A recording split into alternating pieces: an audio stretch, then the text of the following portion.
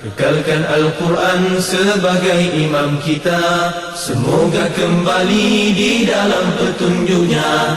Kalamullah hidayah bagi kita, diberikan Jibril kepada. Kekalkan Al-Quran sebagai imam kita, semoga kembali di dalam petunjuk. قد خلت من قبلکم سنن، گزر چکے ہیں تم سے پہلے بھی واقعات، فسیروا فی الارض، تو ذرا چلو پھرو زمین میں، سیر کرو، دیکھو، آبزرو کرو، فانظروا کیف کان عاقبۃ المکذبین، دیکھو کہ حق کو جھٹلانے والوں کا انجام کیسا ہوا ہے، دیکھو وہ بستیاں جا کر جو اللہ کو جھٹلانے کے بعد جن کو نیست و نابود کر دیا گیا تھا، جنہوں نے نبیوں کا انکار کر دیا تھا اور وہ مٹی میں ملا دی گئی تھی، جن پر زلزلے آئے تھے، جن پر بارشیں برسی تھیں، جن پر سیلاب آئے تھے اور جن کو ہم نے تباہ کر دیا تھا اللہ کی نافرمانی کی وجہ سے، ذرا ان بستیوں کو جا کر دیکھو، تمہیں عبرت حاصل ہو۔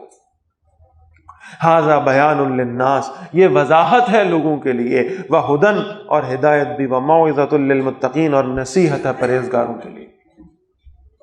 ولا تہنوا ولا تحزنوا، اب یہ جو میں پہلے عرض کر رہا تھا نا کہ قرآن مجید بار بار آپ کو کہہ رہا ہے، ہم نے مشرکین پر، کفار پر، یہود و نصارہ پر ہم نے ذلت کو تھوپ دیا ہے، مسکنت کو تھوپ دیا ہے، ایسے ہی، اور ہم دیکھ رہے ہیں کہ نہیں، ایسا تو نہیں لگ رہا، یہ تو یہود اور نصارہ جو ہیں تو عیاشی کر رہے ہیں، یہ تو دنیا کی نعمتیں بھی حاصل کر رہے ہیں، یہ تو یعنی سائنس اور ٹیکنالوجی پہ بھی عبور حاصل کر رہے ہیں، سب کچھ ان کے ہاتھوں میں ہے، بالفعل پوری دنیا کا جو کنٹرول ہے وہ ان کے ہاتھوں میں، اور قرآن کہہ رہا ضربت علیہم الذلۃ والمسکنۃ وباؤوا بغضب من اللہ، یہ نظر تو نہیں آ رہا۔ اب یہ کیوں نہیں ہے اور مسلمان آج ذلیل کیوں ہیں، اس کی وجہ سمجھ لیں،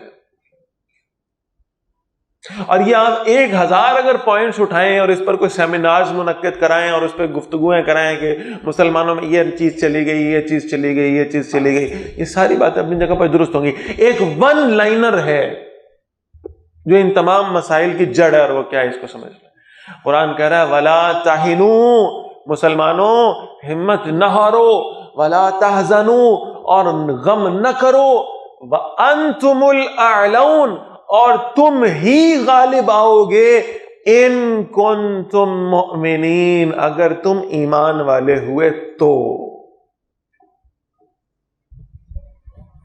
مسلمانوں نے ایمان چھوڑ دیا۔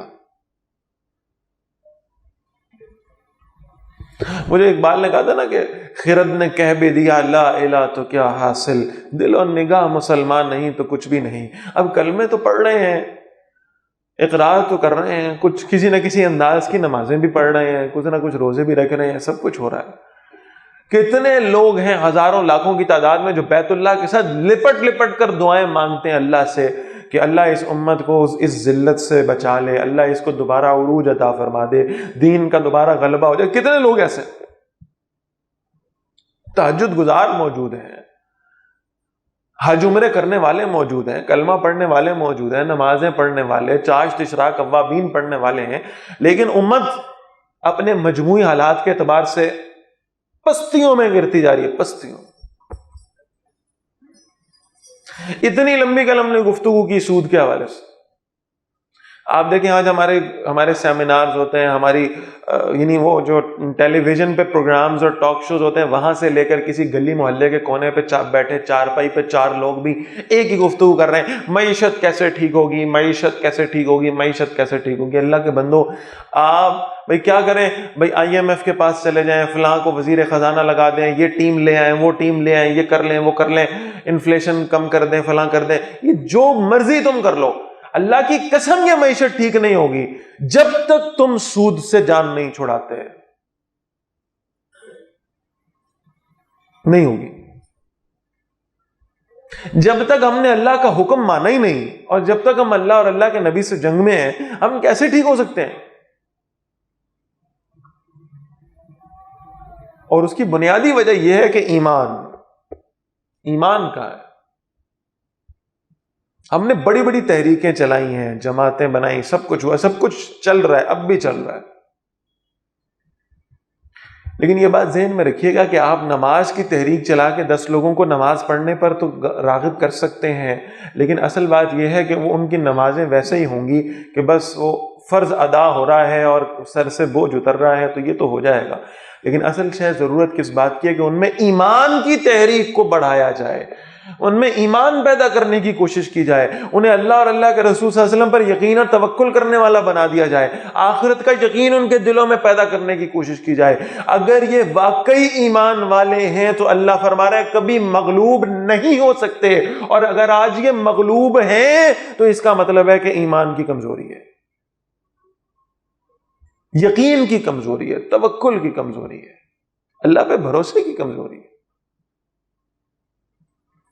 اور اگر آج کفار ہمیں اپنے سے بہتر محسوس ہو رہے ہیں اور غالب محسوس ہو رہے ہیں تو یہ ان کی اسپیشلٹی نہیں ہے، یہ ان کے کوئی نیک اعمال نہیں ہے، بلکہ اصل میں یہ ہماری کمیاں اور کوتاہیاں ہیں جن کی وجہ سے ہم مغلوب ہوئے ہیں. ضرورت اس وقت یہ ہے کہ مسلمانوں میں ایمان پیدا کیا جائے، ایمان کی طرف دعوت دی جائے، یقین پیدا کیا جائے. انہیں یہ یقین ہو. اب یہ باتیں دیکھیں نا، وہ حدیث کے الفاظ ہیں، اللہ کے رسول صلی اللہ علیہ وسلم فرماتے ہیں فتنوں کا دور ہوگا، دین کی بات تمہارے سامنے کی جائے گی، تمہیں عجیب لگنے لگے گی، تو آپ کو یہ باتیں عجیب لگیں گی، لیکن اصل میں یہ ہے کہ مسلمانوں میں وہ ایمان پیدا کیا جائے کہ میری معیشت IMF اور ورلڈ بینک پہ نہیں چلے گی، اللہ کے حکم پہ چلے گی. لہذا اگر میں اللہ کے حکم کی اطاعت کر لوں تو اللہ میری اکانومی کو کھڑا کر دے گا. میرا گھر جو ہے نا وہ دنیا کے اصولوں کے مطابق نہیں چلے گا، صحیح، وہ اللہ اور اللہ کے نبی صلی اللہ علیہ وسلم کی دی ہوئی تعلیمات کے مطابق چلے گا. لہٰذا میں ان پر عمل کرنا شروع کر دوں تو میرا گھر بہتر ہوگا، ورنہ نہیں ہوگا. یہ ہے اصل میں اس وقت کی اہم ترین ضرورت، ایمان پیدا کیا جائے، ایمان پیدا کیا جائے. اور آپ رسول اللہ صلی اللہ علیہ وسلم کی سیرت طیبہ دیکھ لیں، پوری زندگی میں اللہ کے نبی صلی اللہ علیہ وسلم نے ایمان ہی پیدا کیا. واعظ ہو رہے ہیں، خطبے ہو رہے ہیں، گفتگو ہو رہی ہے، دلوں کو نرم کیا جا رہا ہے. ہم اللہ کے دین کی دعوت دینے بیٹھتے بھی نا خلوص نیت سے بیٹھتے ہیں، تو اس وقت بھی ہم بہت بڑے فلسفی اور مفکر اور پتہ نہیں دانشور اور سب کچھ بن جاتے ہیں. بس ہمیں کوئی کہہ دے کہ یہ جی نامور اسکالر صاحب تشریف لا رہے ہیں تو ہم کہتے ہیں یہ میرا مسئلہ حل ہو گیا. اصل تو میرا مقصد یہی تھا کہ مجھے اسکالر بنا دیا جائے. بھائی یہاں اسکالرس کی ضرورت نہیں ہے، یہ جس وقت سے امت گزر رہی ہے یہاں دلوں کے تار ہلانے والوں کی ضرورت ہے. یہاں فلسفی نہیں چاہیے، یہاں دانشور نہیں چاہیے، یہاں منہ شگافیاں کرنے والے نہیں چاہیے، یہاں مشکل باتیں کر کے اور منطق کی جو ہے نا وہ گتھیاں سلجھانے والے لوگ نہیں چاہیے. یہاں لوگ چاہیے جو اس امت کے لوگوں کے دلوں کے تاروں کو ہلا دیں، جو ان کے اندر رقت قلبی پیدا کر دیں، جو انہیں اللہ کے ساتھ جوڑ دیں. یہ لوگ چاہیے، باقی کام اللہ خود لے لے گا انشاءاللہ. تو فرمایا تم ہی غالب ہوگے اگر تم ایمان والے ہو. ان یمسسکم کرحن، اے مسلمانوں اگر تمہیں کوئی چوٹ لگ گئی ہے احد کے میدان میں، فقد مس القوم قرح مثلہ، تو یقیناً تمہارے مخالف قوم کو بھی ایک چوٹ لگ چکی ہے میدان بدر کے اندر. وتلک الايام نداولها بین الناس، اور یہ دن ہے جنہیں ہم بدلتے رہتے ہیں، پھراتے رہتے ہیں لوگوں کے درمیان، کبھی کسی کو فتح ہے کبھی کسی کو. وَلِيَعْلَمَ اللَّهُ الَّذِينَ آمَنُوا، تاکہ ظاہر کر دے اللہ ان کو جو ایمان لائے. وَيَتَّخِذَ مِنْكُمْ شُهَدَاءَ، اور تم میں سے بعض لوگوں کو شہید کر دے. یعنی ظاہر ہے کہ وہ 70 شہداء تھے احد کے میدان میں، 70 قیمتی لوگ جو تھے وہ شہید ہو گئے. واللہ لا يحب الظالمین، اور اللہ ظالموں کو پسند نہیں کرتا. وَلِيُمَحِّصَ اللَّهُ الَّذِينَ آمَنُوا، اور الگ کر دے اللہ ان لوگوں کو جو ایمان لائے. وَيَمْحَقَ الْكَافِرِينَ، اور اللہ کافروں کو مٹا دے. ام حسبتم ان تدخلوا الجنہ، کیا تم نے سمجھ لیا ہے کہ تم جنت میں داخل ہو جاؤ گے. وَلَمَّا يَعْلَمِ اللَّهُ الَّذِينَ جَاهَدُوا مِنْكُمْ، حالانکہ ابھی اللہ نے ظاہر نہیں کیا ان کو جنہوں نے تم میں سے جہاد کیا. وَيَعْلَمَ الصَّابِرِينَ، اور اللہ نے صبر کرنے والوں کو بھی ظاہر نہیں کیا. وَلَقَدْ كُنْتُمْ تَمَنَّوْنَ الْمَوْتَ، اور یقیناً تم تو شہادت کی تمنا کیا کرتے تھے. من قبل ان تلقوا، اس سے پہلے کہ تم اس کا سامنا کرتے، تم تو دعائیں کیا کرتے تھے، تم تو اللہ سے شہادت کی موت مانگا کرتے تھے. شہادت ہے مطلوب و مقصود مومن، نہ مال غنیمت نہ کشور کشائی. تم تو اللہ سے مانگتے تھے اللہ تمہیں شہادت کی موت عطا فرمائے. اب غمگین نہیں ہونا، اب تو تم نے شہادت کو اپنے سامنے دیکھ لیا. تم میں سے ہی تمہارے بھائی تھے، تمہارے ہی ساتھی تھے جنہوں نے اپنی جانیں اللہ کے راستے میں قربان کی ہیں. فقد رأیتموہ، اب تو تم نے اسے دیکھ لیا ہے. وانتم تنظرون، اس حالت میں کہ تم اسے آنکھوں کے سامنے دیکھ رہے ہو. وما محمد الا رسول، اور نہیں ہے محمد صلی اللہ علیہ وسلم مگر اللہ کے رسول ہیں. قد خلت من قبلہ الرسل، ان سے پہلے بھی کئی رسول گزر چکے. افإن مات او قتل، تو اگر وہ وفات پا جائیں یا وہ شہید کر دیے جائیں، انقلبتم الی اعقابکم، کیا تم اپنے الٹے پاؤں پھر جاؤ گے واپس؟ اصل میں بیک گراؤنڈ تو اس کا یہ سمجھ لیں کہ غزوہ احد میں جب حضرت مصعب بن عمیر رضی اللہ تعالیٰ عنہ شہید ہوئے تو مصعب بن عمیر رضی اللہ تعالیٰ عنہ کی شباہت جو ہے وہ ملتی تھی رسول اللہ صلی اللہ علیہ وسلم سے. جب حضرت مصعب رضی اللہ تعالیٰ عنہ شہید ہوئے تو یہ آواز اٹھ گئی، یہ افواہ اٹھ گئی کہ رسول اللہ صلی اللہ علیہ وسلم شہید ہو گئے.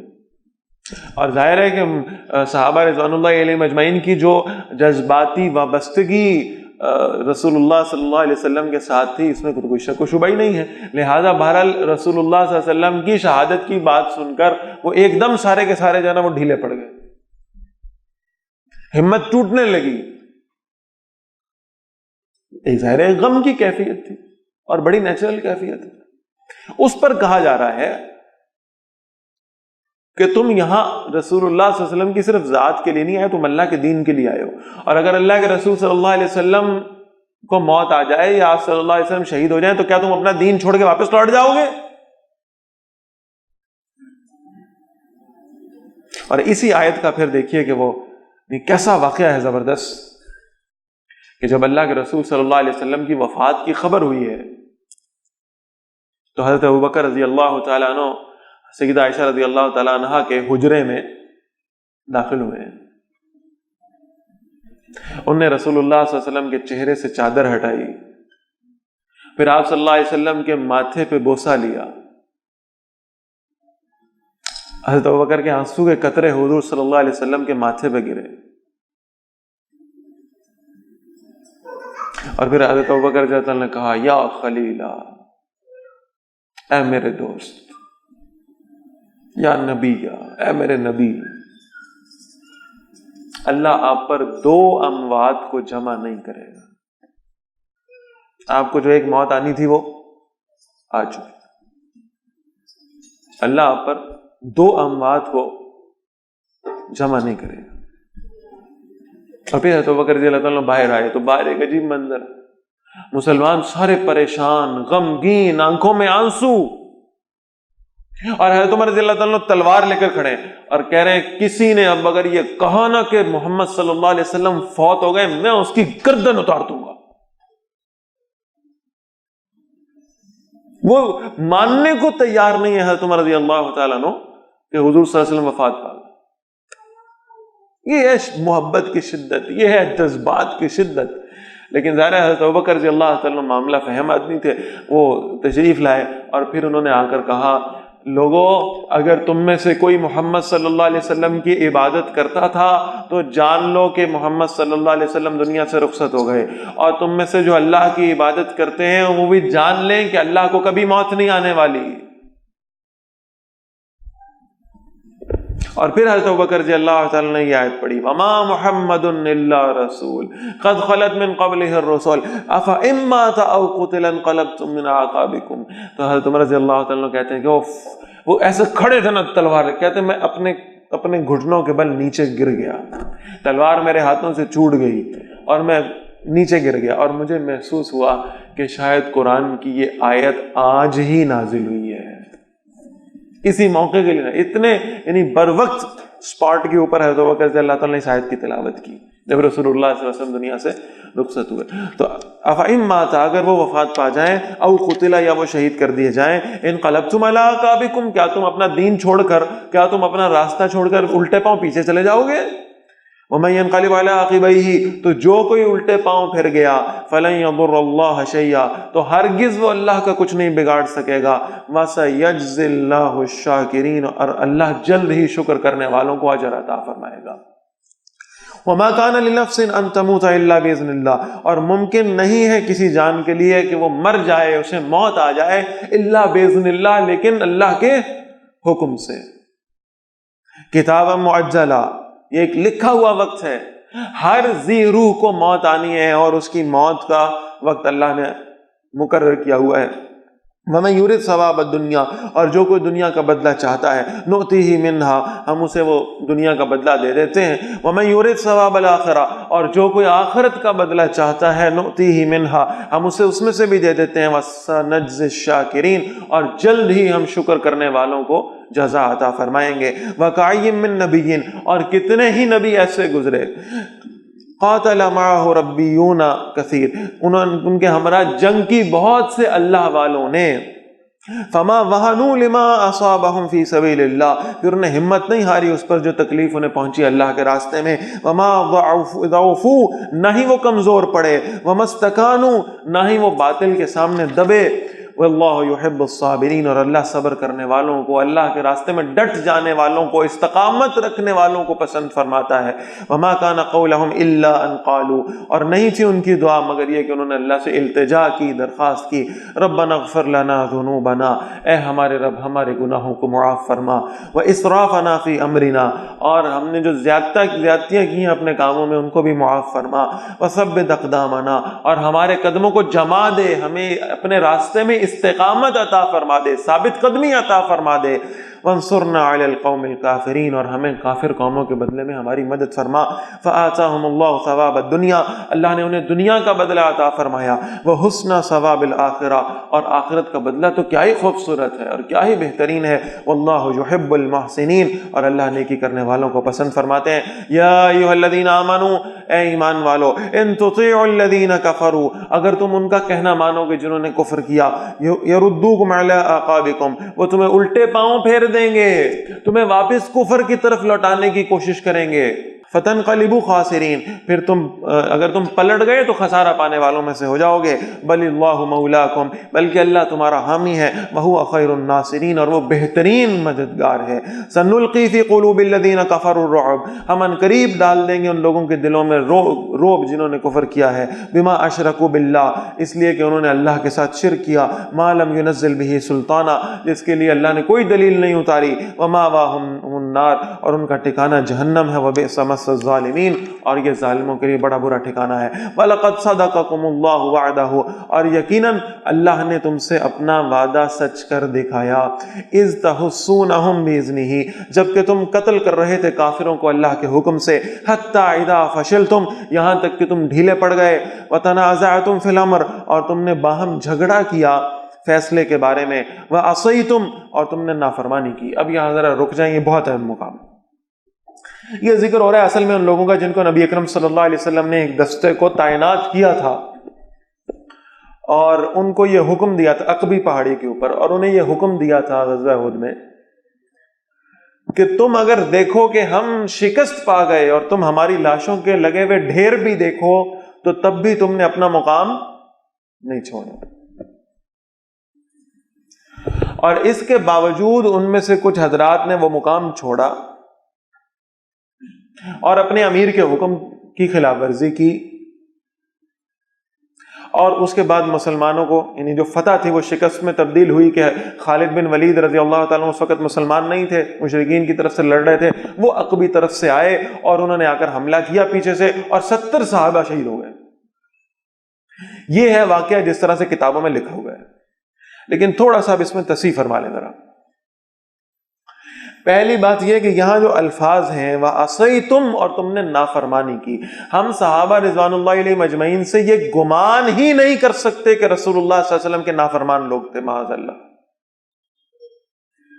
اصل میں یہ تعبیر کا فرق تھا، تعویل کا فرق تھا. بعض لوگوں نے ان میں سے رائے یہ دی تھی کہ رسول اللہ صلی اللہ علیہ وسلم نے فرمایا اگر تم ہماری لاشوں کے لگے ہوئے ڈھیر بھی دیکھو یعنی ہمیں شکست ہوتے ہوئے دیکھو تو تب بھی اپنی مقام کو نہ چھوڑنا. تو انہوں نے کہا کہ اصل میں ظاہراً اس کا مطلب یہی ہے کہ شکست ہو جائے تو مقام کو نہ چھوڑنا، لیکن چونکہ اب فتح ہو رہی ہے لہذا اگر ہم یہاں سے یہ مقام چھوڑ بھی دیں تو اس میں کوئی حرج نہیں ہے. بعض حضرات اس کو اس انداز سے بیان کر دیتے ہیں کہ انہوں نے مسلمانوں کو دیکھا کہ بھئی فتح ہو رہی ہے اور وہ مال غنیمت لوٹ رہے ہیں تو انہوں نے اپنا مقام چھوڑ دیا. معاذ اللہ، ہم صحابہ رضوان اللہ علیہم اجمعین کے بارے میں یہ عقیدہ بھی نہیں رکھ سکتے کہ وہ مال غنیمت کے لالچی تھے. معاذ اللہ، مال غنیمت کے لالچ میں اپنا مقام نہیں چھوڑا انہوں نے. اصل میں رسول اللہ صلی اللہ علیہ وسلم کے حکم کی تعبیر میں انہوں نے فرق کیا ہے. یہ جو خطا ہوئی ہے اجتہادی خطا تھی. بعض کا اجتہاد یہ تھا کہ چونکہ ہمیں کہا گیا تھا شکست ہو جائے تو جگہ مت چھوڑنا، اس لیے فتح ہو گئی ہے اب ہم چھوڑ سکتے ہیں. لیکن دوسروں کی رائے یہ تھی، جن میں ان کے امیر بھی شامل تھے، ان کی رائے یہ تھی کہ نہیں، اس کا مطلب یہ تھا کہ ایکسٹریم کنڈیشن یہ ہو سکتی ہے کہ شکست ہو جائے تب بھی جگہ مت چھوڑنا، تو فتح میں کیسے چھوڑی جا سکتی ہے، اس کی اجازت نہیں. یہ تعبیر کا فرق تھا، یہ خالصتاً ایک اجتہادی خطا تھی. اسے صحابہ رضوان اللہ علیہم اجمعین کے بارے میں کوئی غلط عقیدہ رکھنے کے لیے ثابت نہیں کیا جا سکتا. اجتہادی خطا تھی. اور اجتہادی خطا کے بارے میں بخاری شریف کی وہ حدیث آپ کے ذہن میں رہنی چاہیے کہ اللہ کے نبی صلی اللہ علیہ وسلم نے فرمایا، جب کوئی اجتہاد کرتا ہے، مجتہد اجتہاد کرے اور وہ صحیح اجتہاد کر لے، فَلَهُ أَجْرَانِ، تو اس کے لیے 2 اجر. وَإِنْ أَخْطَأَ لَهُ أَجْرٌ، اور اگر اس سے اس اجتہاد میں کہیں خطا بھی ہو گئی ہے تب بھی اس کے لیے 1 اجر بہرحال موجود ہے. تو یہ ان صحابہ کی اجتہادی خطا ہو سکتی، اس سے زیادہ کچھ نہیں. رسول اللہ صلی اللہ علیہ وسلم کی بہرحال نافرمانی نہیں تھی، اجتہادی خطا تھی. اور میں اس میں سے بھی ایک مثبت بات عرض کروں آپ سے، اصل میں یہ تربیت تھی. اللہ چاہتے تو ان صحابہ سے یہ اجتہادی خطا بھی نہ ہو پاتی، لیکن اصل میں یہ تربیت کرنا تھی کہ یہ تم جس جماعت میں شامل ہو، یہ کوئی رکنیت فارم پر کر کے یہ جماعت نہیں بنی، یہ جماعت بنی ہے سمع و طاعت کی بیعت کی بنیاد پر. تم نے بیعت کی ہے. ابھی ہم پیچھے پڑھ کر آئے تھے، سمعنا واطعنا، ہم نے سنا، ہم نے اطاعت کی. تم نے تو بیعت اس بنیاد پر کی ہے. لہذا تم تب ہی کامیاب رہو گے جب تم اپنے امیر کو سنو گے اور اس کی اطاعت کرو گے. تم اپنی رائے دے سکتے ہو، تم جس شے کو حق سمجھتے ہو اس کو بیان کر سکتے ہو، لیکن تمہیں اطاعت امیر کی کرنی پڑے گی. یعنی یہ پورا واقعہ جس میں بہرحال ایک نقصان ہوا ہے، 70 صحابہ کی شہادت کوئی معمولی واقعہ نہیں ہے، لیکن یہ بھی بہرحال مثبت اس انداز میں تھا کہ یہ تربیت کرنے کا ایک ذریعہ تھا کہ آئندہ اپنے امیر کی نافرمانی مت کرنا. جسے رسول اللہ صلی اللہ علیہ وسلم تمہارا امیر مقرر کریں اس کی اطاعت کر. اسی لیے اللہ کے رسول صلی اللہ علیہ وسلم نے فرمایا، من اطاع امیری فقد اطاعنی، جس نے میرے مقرر کردہ امیر کی اطاعت کی اس نے گویا میری اطاعت کی. ومن عصى امیری، اور جس نے میرے مقرر کردہ امیر کی نافرمانی کی، فقد عصانی، اس نے گویا میری نافرمانی کی. تو یہ اجتہادی خطا ہو سکتی ہے. اس بنیاد پر صحابہ رضوان اللہ علیہم اجمعین کو نقد کا نشانہ نہیں بنایا جا سکتا. تو فرمایا وتنازعتم فی الامر، اور تم نے آپس میں تعویل کی اللہ کے نبی صلی اللہ علیہ وسلم کے حکم کے بارے میں، فعصیتم، اور تم نے اپنے امیر کی نافرمانی کی، حضور صلی اللہ علیہ وسلم کی نہیں، امیر کی نافرمانی. من بعد ما اراکم ما تحبون، اس کے بعد کہ اللہ نے تمہیں دکھایا وہ جسے تم پسند کرتے تھے. یہ مال غنیمت کی بات نہیں، فتح کی بات ہے. منکم من یرید الدنیا، تم میں سے کچھ چاہتے تھے دنیا کو، یعنی دنیا کی فتح کو. مال غنیمت کے لالچی نہیں تھے معاذ اللہ. یہ چاہتے تھے کہ دنیا میں اللہ کا دین غالب ہو جائے، دنیا میں اللہ کے دین کو فتح ہو جائے. یہ کوئی ناجائز خواہش نہیں ہے. ومنکم من یرید الآخرہ، اور تم میں سے بعض ایسے تھے جن کا سارا دھیان، سارا فوکس آخرت پر تھا. دنیا میں اللہ کا دین غالب ہو جائے اور ہم اسے غالب ہوتا ہوا دیکھ لیں تو فبیہا، لیکن اگر ہم اسی راستے میں اپنی جانیں دے جائیں تو آخرت ہماری بن گئی انشاءاللہ، آخرت کی کامیابی. ثم صرفکم عنہم لیبتلیکم، پھر اللہ نے تمہیں پھیر دیا اس سے تاکہ وہ تمہیں آزما لے. وَلَقَدْ عَفَا عَنْكُمْ، اور یقیناً اللہ نے تمہیں معاف بھی فرما دیا. وَاللَّهُ ذُو فَضْلٍ عَلَى الْمُؤْمِنِينَ، اور اللہ ایمان والوں پر بہت فضل فرمانے والا ہے. اِذْ تُصْعِدُونَ، جب تم اوپر چڑھتے جا رہے تھے، ولا تلوون علی احد، اور پیچھے مڑ کر کسی کو دیکھتے نہیں تھے، والرسول یدعوکم فی اخراکم، اور رسول صلی اللہ علیہ وسلم تمہیں پیچھے سے پکار رہے تھے، فاصابکم غما بغم، تو اللہ نے تمہیں بدلے میں غم پر غم پہنچایا، لکی لا تحزنوا علی ما فاتکم، تاکہ تم رنج نہ کرو اس پر جو تم سے جاتا رہے، ولا ما اصابکم، اور نہ اس پر جو تم پر آن پڑے، واللہ خبیر بما تعملون، اور اللہ خوب واقف ہے اس سے جو تم کر رہے ہو۔ Kekalkan Al-Quran sebagai imam kita, semoga kembali di dalam petunjuknya. Kalamullah hidayah bagi kita, diberikan Jibril kepada. Kekalkan Al-Quran sebagai imam kita, semoga kembali di dalam petunjuknya. Kalamullah hidayah bagi kita.